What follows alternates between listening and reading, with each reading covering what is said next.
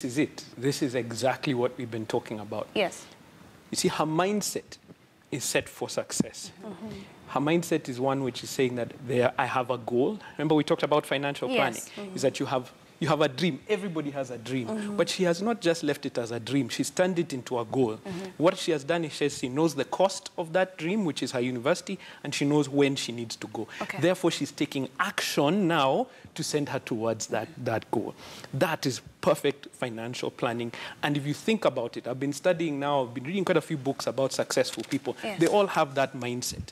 They have a determination that takes them beyond what is normal. And I really applaud her for that action that she's taking. I know it's a tough place, but many people come up, the toughness that she's talking about. In fact, she said it, in fact, in the interview where she was saying, look, when I go to university, I'll know what has sent me there. I'll not be wasting time because of the things that I've decided to do. And it's just a period, so it's not just forever. Hands together for her, and the success is on the way. And probably somebody's watching right now who's looking and saying, I want to hire that young lady because I can see her determination. That's the kind of employee I want. So that's great. All right, so now let's go back to balancing utilities and, you know, parenting and fees. How exactly do you do that? You come from a financial background. Maybe you can break it down for us. Sure.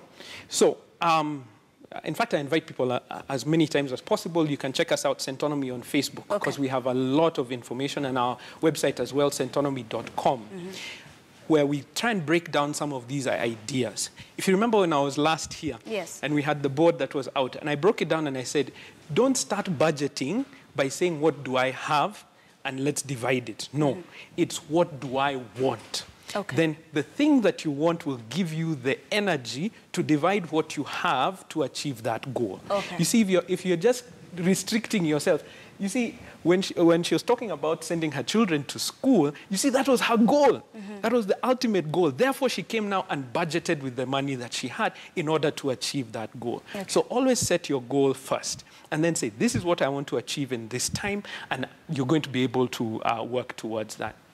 Here's the thing.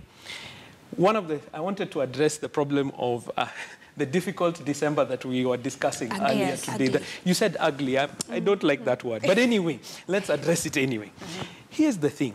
Is December coming again this year? Yes. Will January come again next year by God's grace? Yes. Yes. So therefore, can we plan for it? That means now, if it was difficult this year, generally with inflation, every year is going to become harder and harder. What can we begin to do now that will increase our income for December?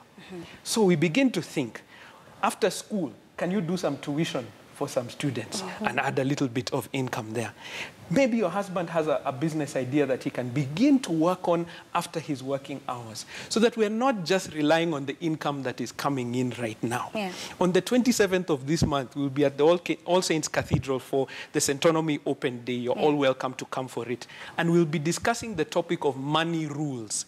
Now, there are some rules that will get us to the goal that we want to achieve, such as planning for that thing that we want. So like now we're saying we want a happy December. Start now, not in November, because by November you don't have enough time to prepare. So this is what we want you to begin to think about. December is coming again. I know January is here, we'll have to deal with it, isn't it? But even in this month, what can we begin to do to increase our income? Even in your job, if you are better at the work that you're doing, most likely you will get a pay increase or you'll get even a promotion. And I think, Ashley, you're the one who inspired me the beginning of this year, because the whole of last year I didn't see you, but I didn't know that you were busy working somewhere outside in the field as a reporter. Now the directors here have recognized your talent and put you here. Do you see what I'm talking about? Always thinking about increase. How do I do that? But it costs you. The same way that story you've heard of making bricks, it's costing her, isn't it? It'll cost you to do that extra work at the end of the day. There is a cost to success. And that's exactly what we've been talking about here. But you know what? It is possible. When you see somebody like that university student working hard, you know that it is going to be possible to achieve. There's something I have really picked up, and I would like our audience to even pick it up. you set your goal first and budget, not what you have and budget it. Yes. That is something that I want us to conclude with. Thank you very much, Waithaka Gatumia, who is the General Manager of Centonomy, and Monica Onyancha, who is a parent and a teacher. Thank you very much for joining us here on Your Money. Now that marks the end of Morning Express. Thank you for being with us for the past 4 hours. I'm Ashley Mazuri. Have a good day. Up next is Yusuf Ibrahim with News Center.